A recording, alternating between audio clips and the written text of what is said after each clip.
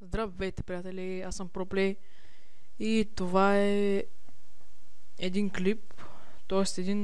една нова поречка, един туториал, тя ще бъде, нали?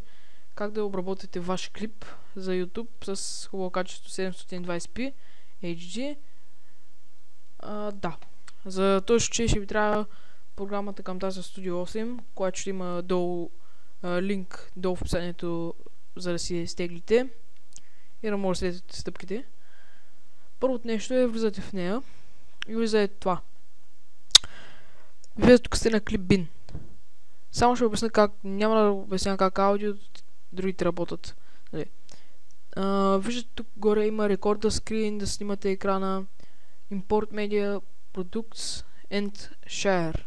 Цъкате Import Media. В случая влизате си папката, където са ви всичките видеа и си избирате едно. Например, ще изберем Minecraft епизод 5, оцеляването ми, което вече го видяхте. Така, слагаме го точно тук, нали, да кажа, придъпваме го и виждате това меню. Чудите се какво правите, значи идвате тук и тук така виждате. Няма да цъкате това, цъкате това за YouTube и Screencast 16:9 нещо. Окей. Следващата стъпка е тук така да увеличите размера на вашето видео. Така. И ако ви е така малко видеото отпред и като го пуснете, няма да върви нищо. А в случая трябва да го придърпате точно в началото. Ако микрофонът ви е малко слаб, отивате към аудио и тук Volume Up, Volume Down, надолу това. Сега само може да си го местите от тук и Volume Up догоре. Сега ще ви обясня по-какво са. Аз винаги си ги правя Volume Up. Сега, Fight In. Това е, ето, виждате, тук се мърда. От началото гласа да почва много по-тихо и да отива към по-силно. В случай аз това го правя. Тук може да се намалите така малко размера, за да е по-добре. И Fight Out да свършва от по-силно към по-слабо. Така. Следващото е Translation. Аз това използвам. Само да видя. Wow.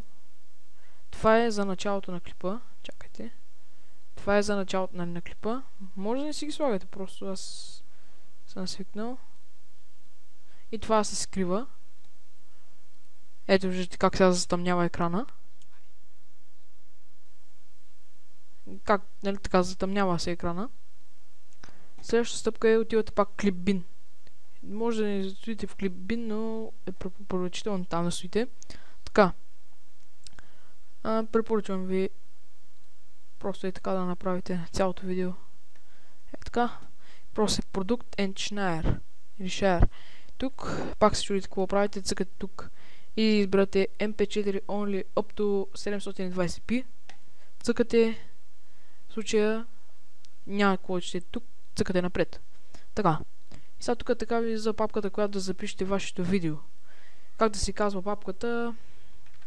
Клип. И ето. Тук нали ще бутате. Цъкате край. И вече ви влиза този процес мъчителен, който трябва да го изчакате до 100%, за да се обработи вашето видео и да стане от гигабайти към мегабайти. И каквито ефекти сте му сложили, например към затъмнението, такива неща. В случая аз вече съм го обработил, исках само да ви покажа как работи тази програмка.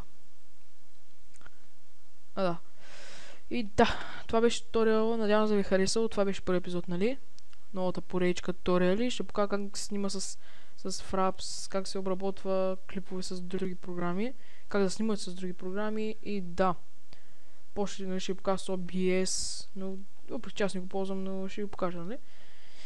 Да, това беше всичко. Надявам се да ви харесал клипа и до скоро.